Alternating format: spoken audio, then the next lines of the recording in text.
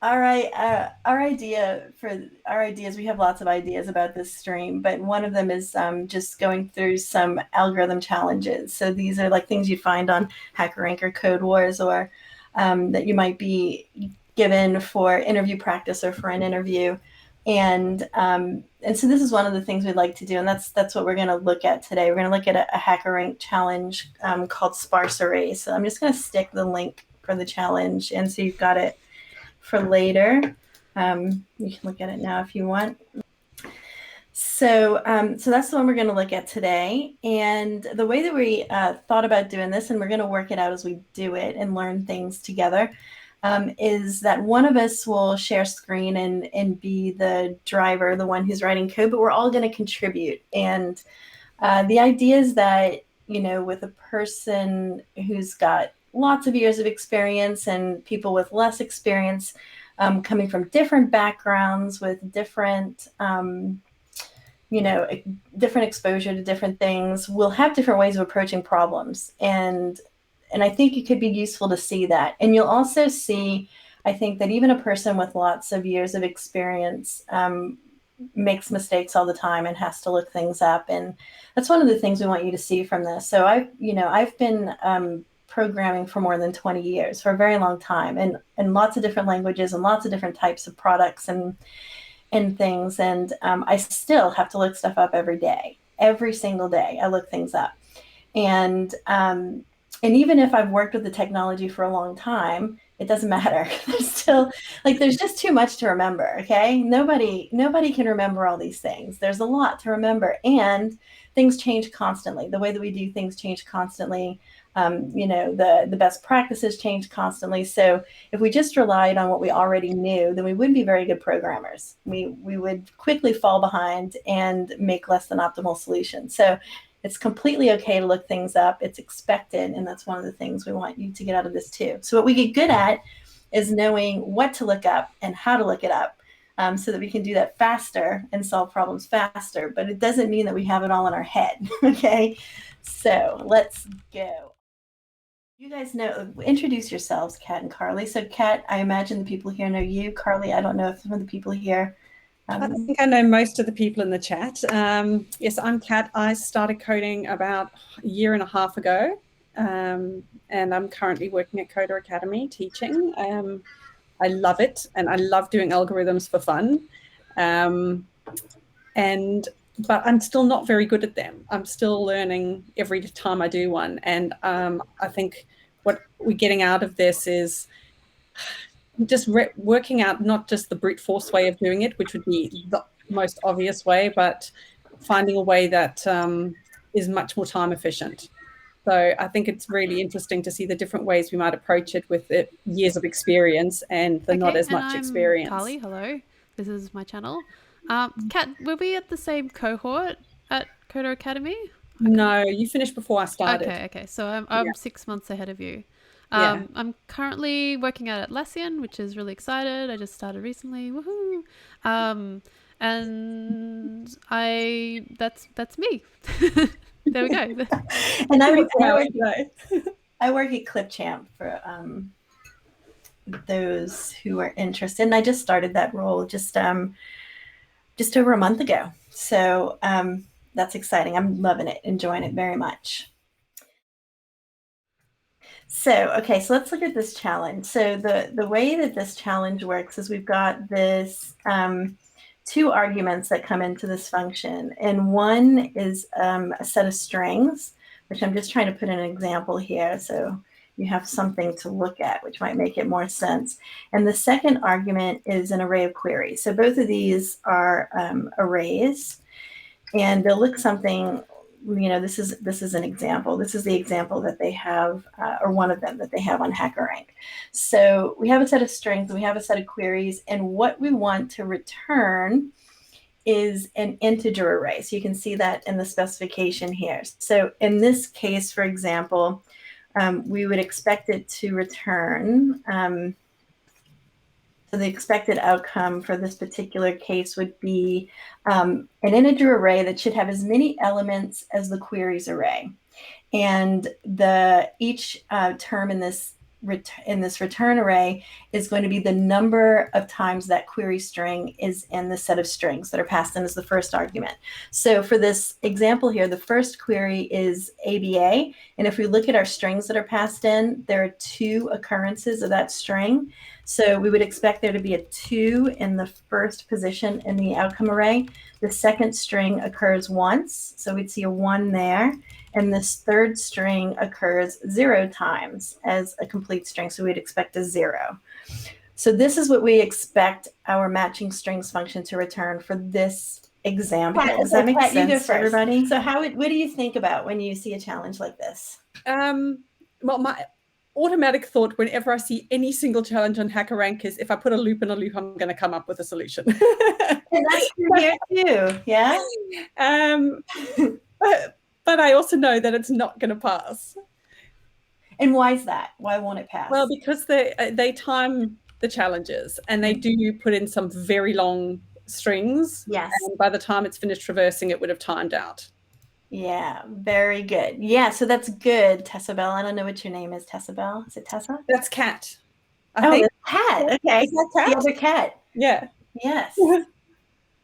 So, yeah, and look, that's a good place for it to go. And maybe, it's not like the first thing that I think of, but it's probably the second thing I think of, because even if you're working with sort of a simple sort of challenge or something that's simpler, you have to think about the case where what if we have a whole bunch of strings or a whole bunch of queries? Then are we going to have a problem? So if we did this with a loop and loop, what would that look like, Kat?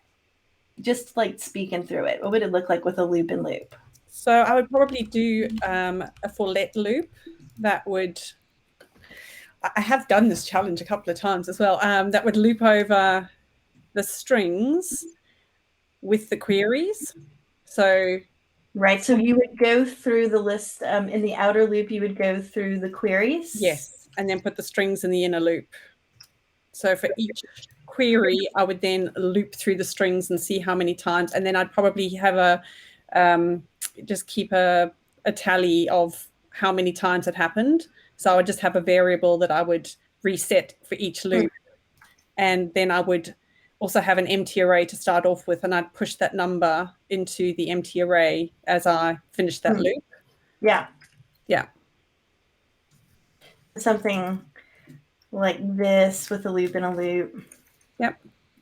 And inside of this one, we would actually be, we would be looking for those strings for each query. And so this would mean that for every query, we would look through every string, right? Yeah. And so what would the big O on that be? Anybody can chime in here. What would the big O on that be? N squared?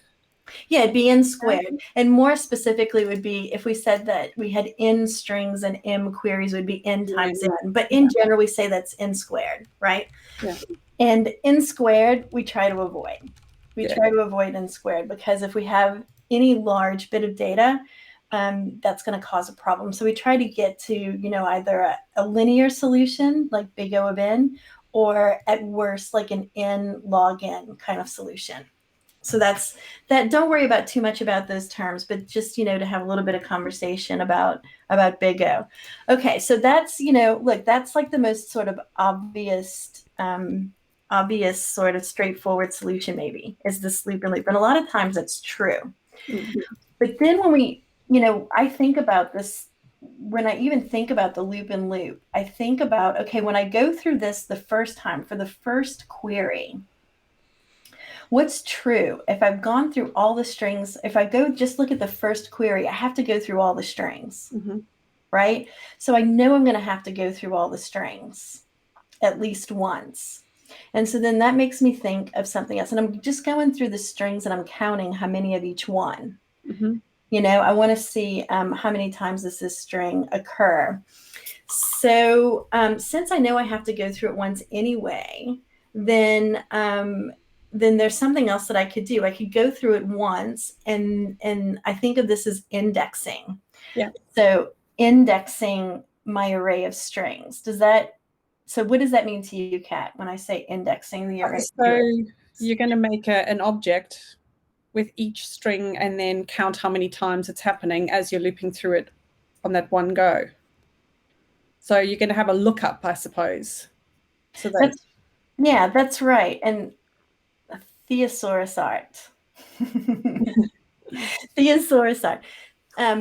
That's a good question. So that's a good point. So you could first check if the strings array even includes. Now, Theo, how would you do that if you were checking if the strings array includes the query? So we could do something like are you thinking something like that?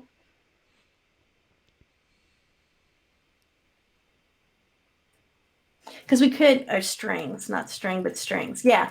So what does this includes do? So this is another, I think, really important point, because it's very nice to use array methods. And you'll see, I use them all the time. They're very handy. But it's really important to understand what those array methods do and how it impacts our overall execution time. Because what do you think includes does? Goes through, it loops the entire array? Yeah, until it finds the string, because includes is just a Boolean, right? So as soon as we find the string, I imagine it stops. Yeah. Right. It'll return the first match. That's right.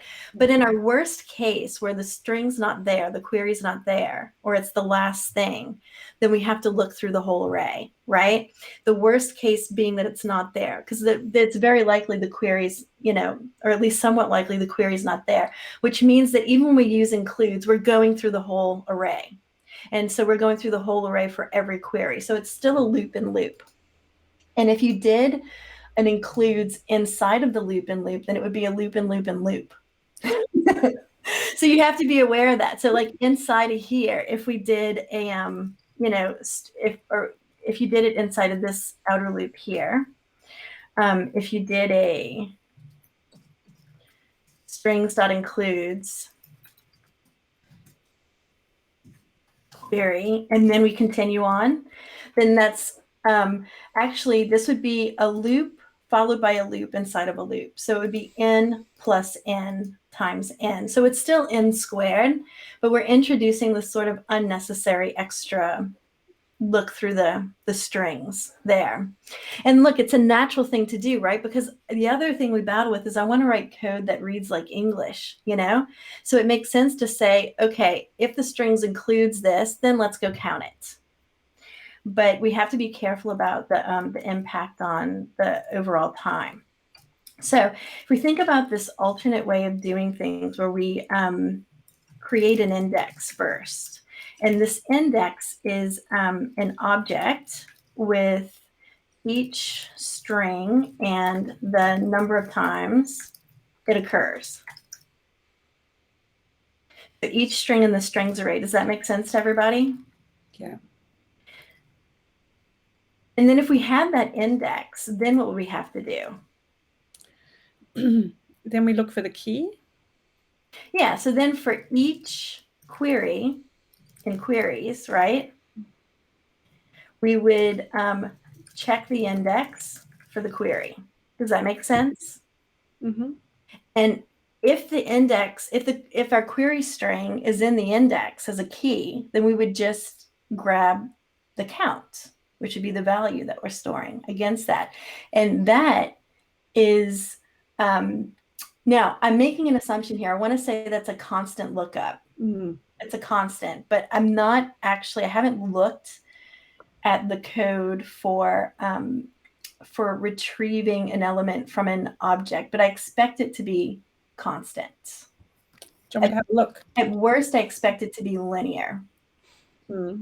Right? At worst, I expect it to be linear. It probably is linear. It actually makes more sense to me that it might be linear. Even if it's linear, though, we're just going to add, we're going to do these one at a time. So we create an index. That's going to be a linear operation because we're just going to go through the whole list of strings once. So that's big O of n. I just did a bit of a Google. It said n log n. N log n. There you go. Okay. So for each query in queries, that means we have to loop through queries, right? So that's n for the number of queries. And then for each one, we're going to do an n log n.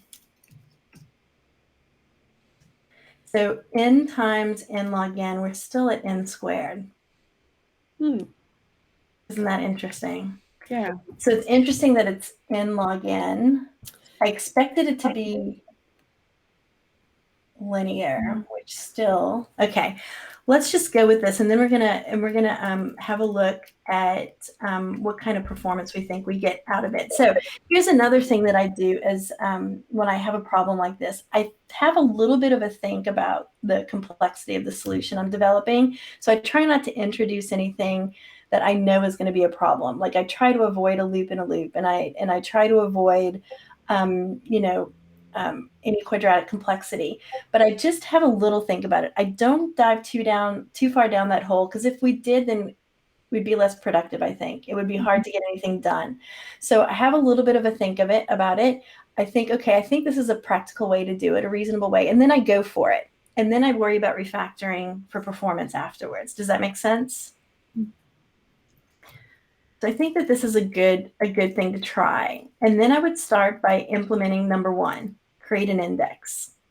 Now I could do that right here in my function, but if anybody's worked with me before, you know that I really love to create functions. I really like to make little blocks. I'm always thinking about how can I make little blocks, partly so that they're reusable, but sometimes we don't ever reuse them, but also to make it easier to test my solution, and I think it makes it easier to understand too, and also to allow me to write code that looks more like English, right? I'll explain what I mean there, but maybe Kat or Carly, you can navigate for me while I write this create index function.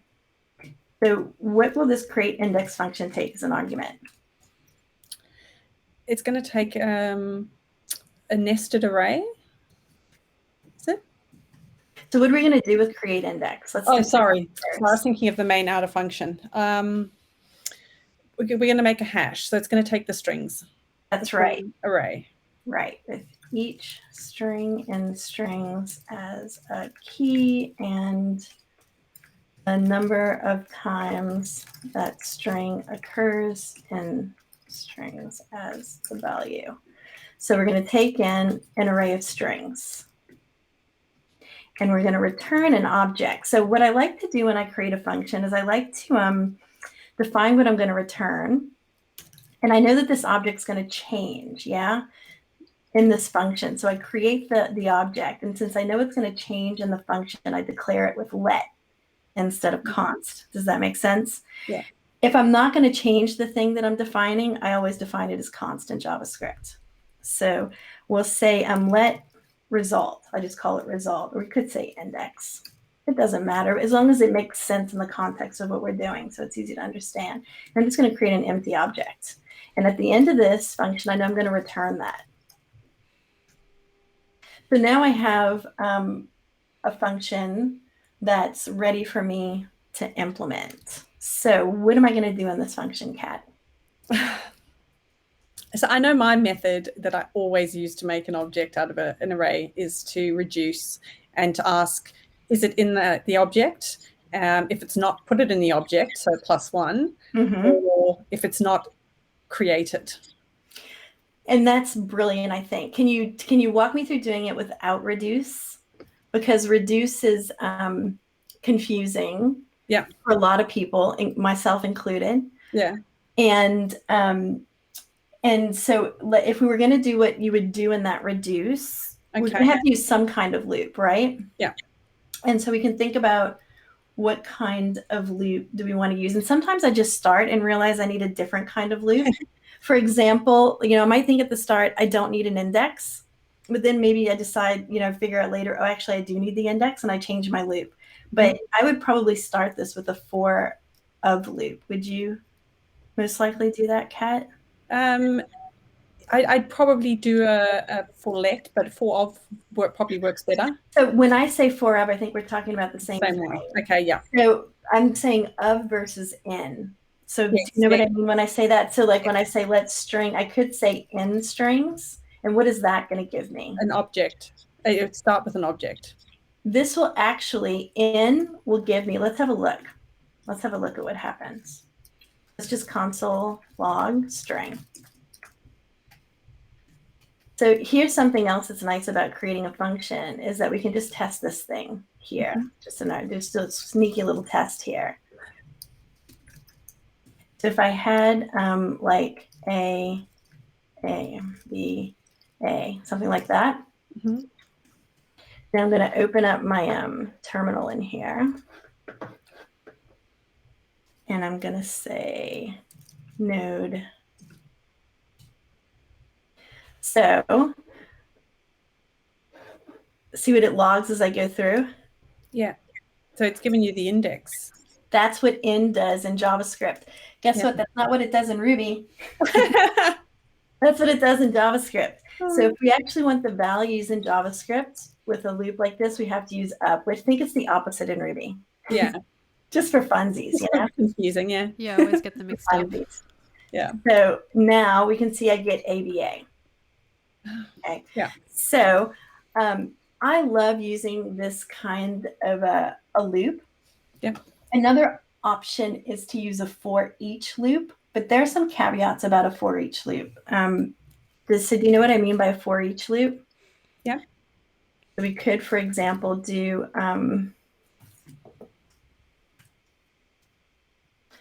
strings for each. Mm-hmm. And what do we pass for each? Do you know? It's a callback function. It's a callback, yeah. I was going to say it's a callback, yeah. So we would do something like this, and it's sort of the same as our for let loop because we have a handle and string, and we can do something to it in each iteration. Okay, so I think either one of these solutions are going to be okay for this particular case, but I'm going to stick with the for loop. Yeah. All right, so inside of this for loop, what do I want to do? So we're going to, when we get the first string, we're going to say, is it in the object? Yeah, that's right. So how do we do that? We'll start with a simple if. And then, so one of the things that I do when I refactor is I might turn some ifs into ternaries when it makes sense because I really like ternaries. Yeah. But not when they're confusing. So let's do it with an if. So what would I check? If the value, object.value values of index. And I mean, I think this is where it would look like a ternary. You're just asking if it's there. If it includes. Yeah. Now, let's look at this for a minute. What is this actually doing? What is object.values doing? It is. What does this return? It's going to return the number. It actually returns an array. Just this bit here, right? Yep. Just this bit here, object.values.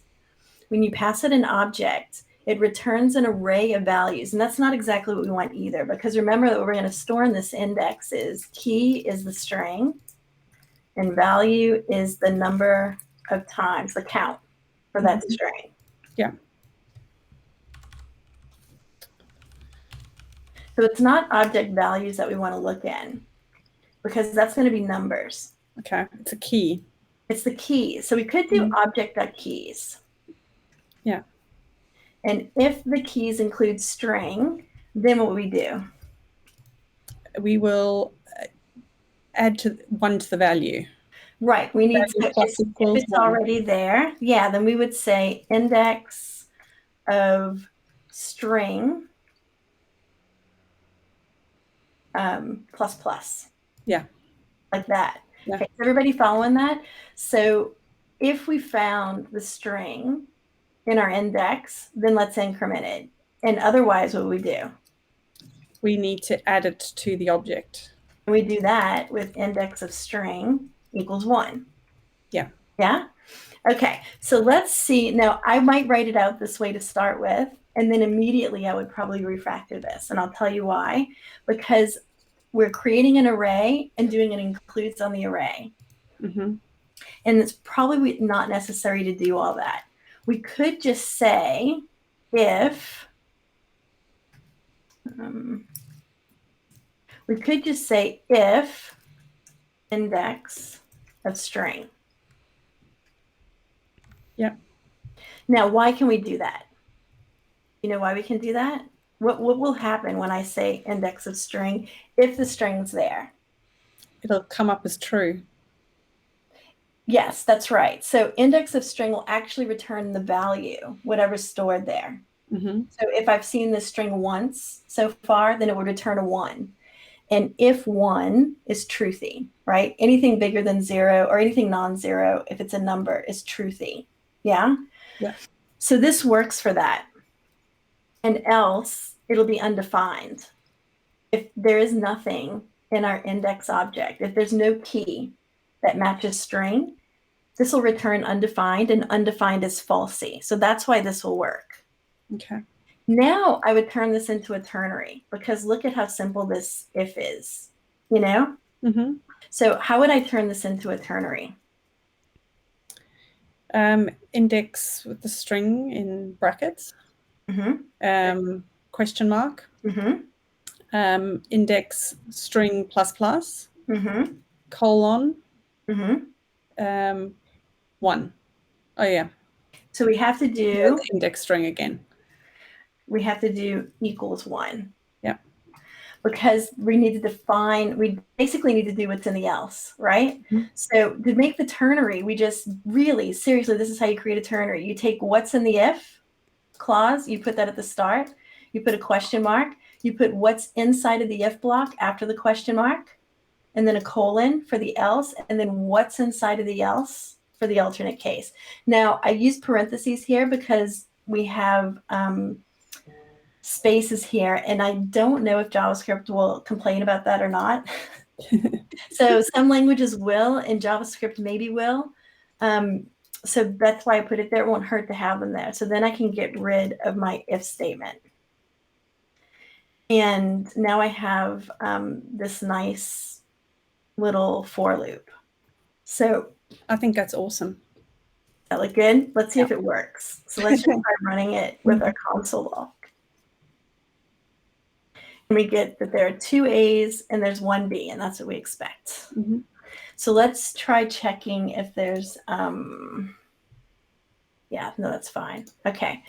So any questions about that from the group? So feel free to comment anytime if you have questions. I don't know if we should ask that. See, that's me being a teacher, right? And any questions before we move forward? You just miss it so much, don't you?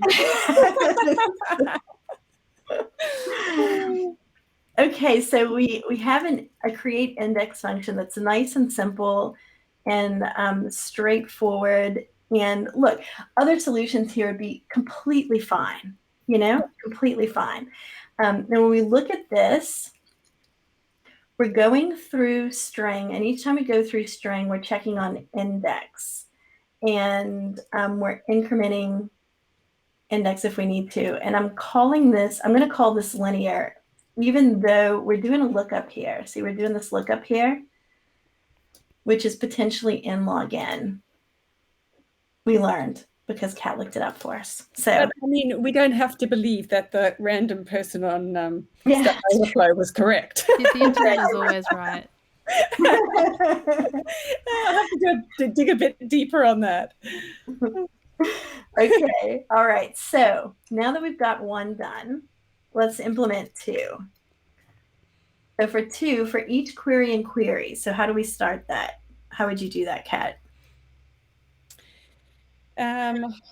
So now we're going to be looping over the object. The queries. Yeah. Oh, so because we only care about the queries and query, right? So imagine that we could have this massive index, you know? Maybe we have lots and lots of strings and we have 1 query or 2 queries, right? Mm-hmm. So we want to see, what we want to know is for each of these queries, is it in the index? And looping through the index isn't going to tell us that. Do you know what I mean? Like if we looped through the index, we would have to check each thing and see, is that in the queries? Yeah. Is that in the queries? That's not quite what we want to do, right? No. So we want to loop over the queries and then check our index for each one. Yeah. So we could do this one with a for each just to switch it up. Should we do that? Yeah. So what does that look like? Starts with queries, Mm-hmm. and then For each. yeah, And then that would be, it's a big E, isn't it? it's a capital. Yeah. Why is it telling me? What are you telling me? Do you not know what language I'm typing in VS Code? Maybe not. Okay. So in this for each is one of those array methods that takes a callback function like most of them do. Yeah. And what we pass to it here is going to be our variable, our iterator variable. So we'll just say query because that's a nice pattern, isn't it? When we're looping through a collection of things, we call the thing that we grab each time through the singular version of that. So for each query, what do we want to do? First of all, what do we need to do here? We need to create our index, don't we? I have to actually call our function. Mm-hmm. Yeah. Yeah. Now, when I declare this index with my strings, should I declare it with letter const? Well, you've already. Yeah. So the question you ask yourself is this function where I'm using this variable index, is it going to alter index? No. No. So I would declare it as const. And that just is like, it's just a little built-in safety for you, right? Like if I write code that accidentally changes index when you don't mean to, you'll know. Yeah. Because it'll complain. It'll say you can't do that. So now we have our index. So what do we want to do for each query? We want to check the keys. Yeah. We want to check to see if query contains or index contains that query. So we'll do something like index a query. But if it's there, we'll do something. And if it's not, we'll do something else. So this is where we remind ourselves again, what is this function supposed to return? We want the number of times that it's occurred. That's right. So for each query in queries, we're going to return how many times that query appeared. Yeah? Yeah. So what data structure do we need to return? An array? An array. So I'm just going to set up my return. And then I'm going to say return result. I called it result, right? See, I already forgot. Yeah, I called it result. Okay, so I have my result, which is just going to be an array of numbers, right?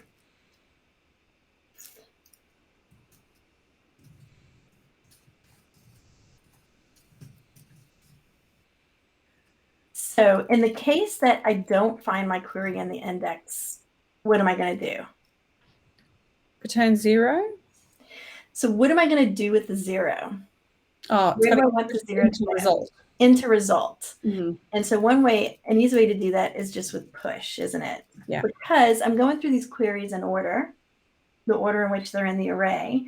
So I know that I can just push the number, right? And they should get pushed in the right order. Does that make sense?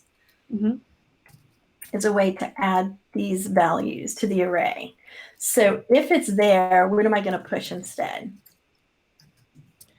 The index query value. Which is just this, right? Yeah. Now, I'm accessing index query twice now. I'm really cognizant always when I do something like that. And so there's this question that comes up for me is, do I want to declare a variable to store this value, or do I just want to use it in place? So here I'm using index query in place instead of storing that value in a variable. So then I've got to do it again. Mm-hmm. So we know that this is going to be at, sort of at best constant, right? This object lookup, and at worst, based on more research we need to do, right? We don't want to do that more times than we need to. Yeah. Yeah. So we could store that value. So we only do that action once. Now this is a little thing, but it's something, I think it's something from my like old days of programming and high performance computing, where I was like concerned about the time and the memory for everything that I did. So it's just like one of the habits that I picked up of defining variables when I access something more than once. I think in general too, it just makes it easier to read. It does, right? It does. Again, we get to this like reading like English kind of thing, you know? Now, I could call it something, let's call it something good, like This is the hardest part of programming, is coming up with names. right? Because like we could just say naming your something children. like value, right? We could do that. We could see something more explanatory, like Current value, current query. or maybe like Query value? it's really, it's not even current, because it's just for this query, how many times does it occur in the string? So it could be like query count, Yeah, that's something like that. Now, here's the question: should we declare it? Should we declare it with let or const? Well, it's going to change each time, so it should be a let. But We need to keep it. each time, right? Each time we enter this loop, we're going to see this variable declaration again. We're going to redefine it. Yeah. Since we're going to redefine it every time, we can use const, because inside of the scope of where we're using this variable, which is just inside of this callback function, we're not going to change it. I'm just Okay, going yeah. to say as well that Ash is banned for suggesting X as our name for our variable there. Right. Hang on, I'm just banning her right now.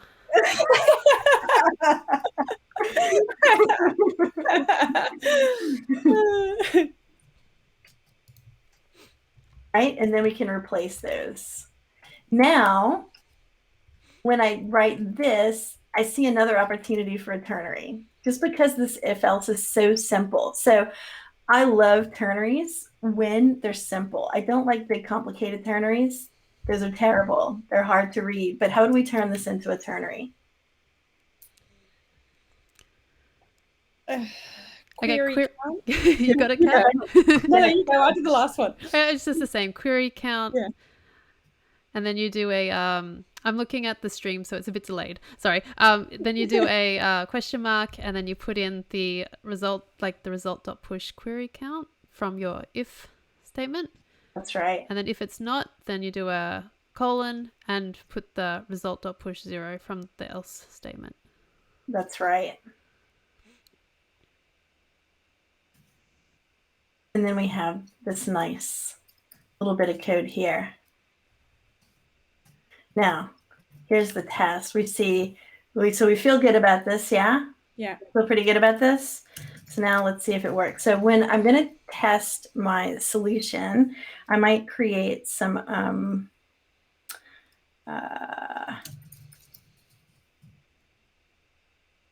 test data. So I might have A, B, or B, A, B, A. And let's do a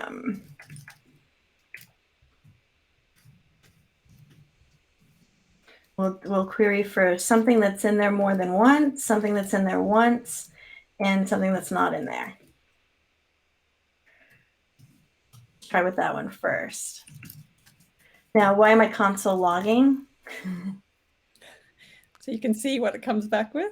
That's right. If you don't, then what happens is you do this. Yeah.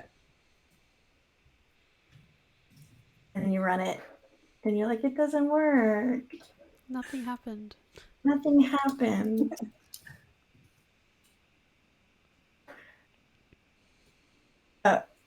Where is that coming from? Up when you're... Where's my console? I don't have a console left in here still, do I? Or did you delete it?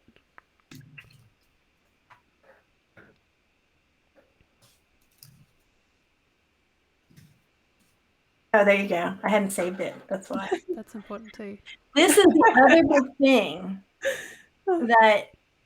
that gets me all the time, is not saving my work. Okay, so not off topic. It's good. A for loop is more performative than a for each. I think it depends is the answer. But I do think generally that's a good assumption to make. There are some weird things about a for each. Some interesting things that sometimes, yeah, it doesn't behave as well. So I think in this case, it would be fine. But in general, I mostly avoid for each. I'll usually choose to do a for of in JavaScript instead of a for each. And what's I the do. difference between those? So they're the same thing. Like it looks the same, right? You have a loop variable that like goes through each of the values in your array, and then you have the code that executes. But the way that these are implemented by the JavaScript engine are different. And there are some performance quirks about it. I'm not going to say more about it because I'll probably say something wrong. I should go read up about it again before I say anything. But just go have a look at that, the performance of for each. Here's the other really interesting thing about JavaScript is the way that things are implemented depend on which engine it's running in. So if you're running it with Node, then you're using the Chrome V8 engine. And so you would look at how does the Chrome V8 engine actually implement these things. But if you were running it in a browser, it would depend on what browser you're using as to which engine's being used and how those engines implement these things like loops and array methods and things like that. Okay, so that was a good question. So let's put our console log around this now. I'll unbanner.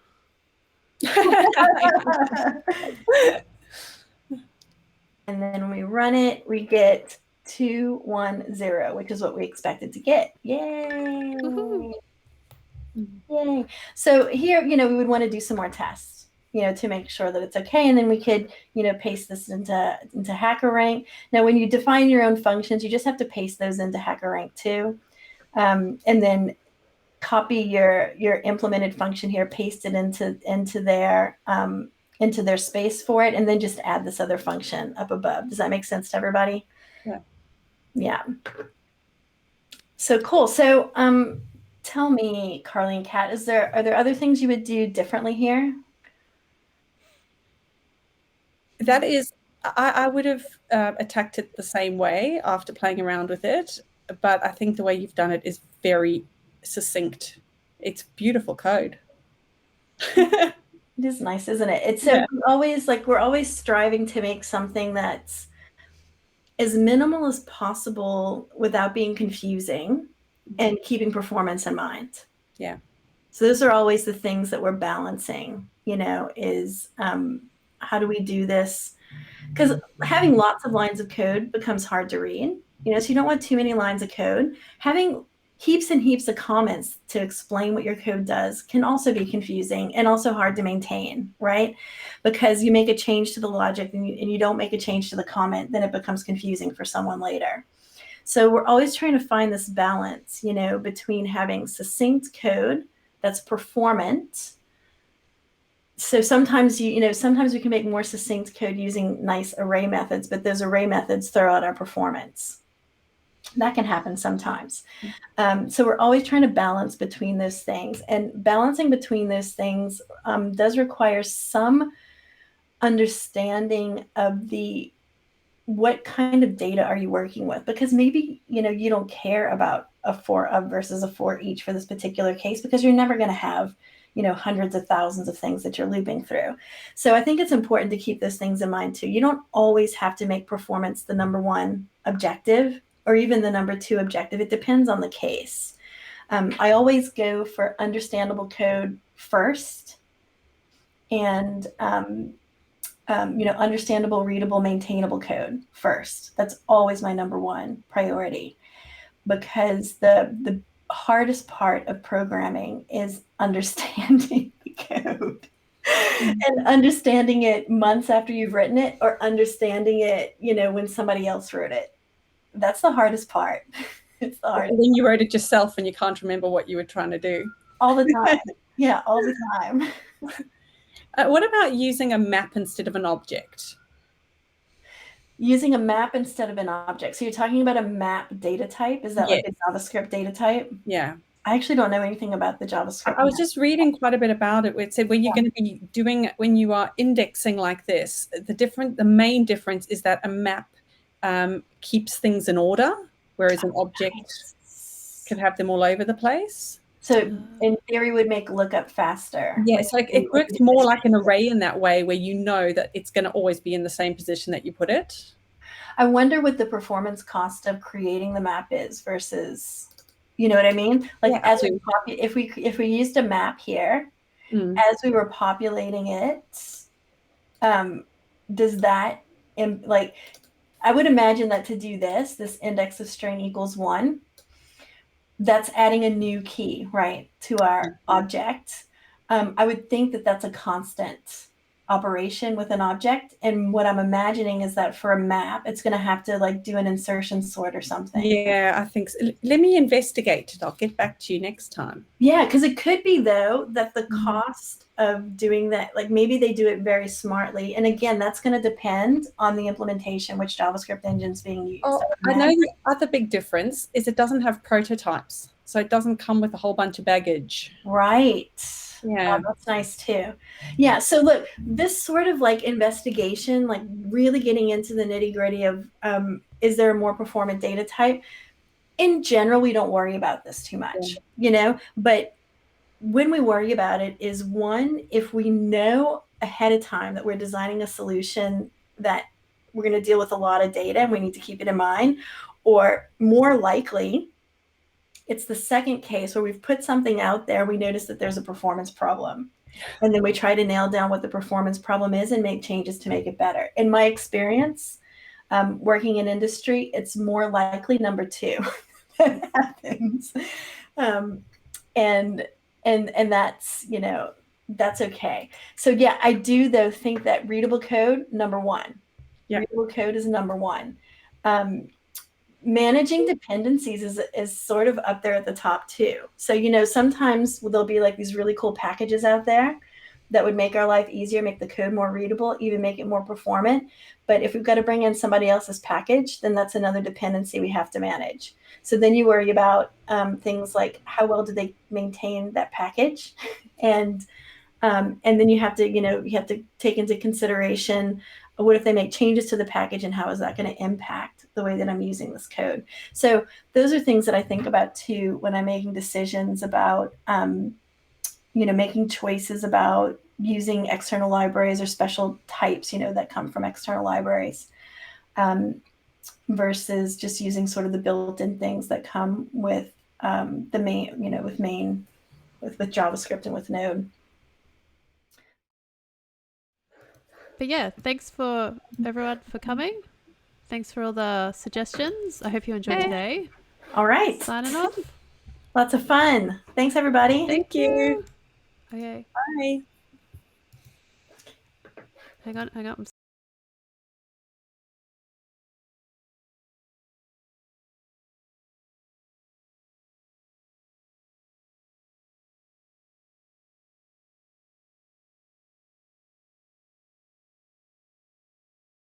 I don't know what my Twitter is. What's yours? I'm just putting it in the thing. Okay. Yeah. I think that's it. Oh, you put it in this thing? In the Google chat. I can put it into the Twitch one. That would make more sense, wouldn't it? It would.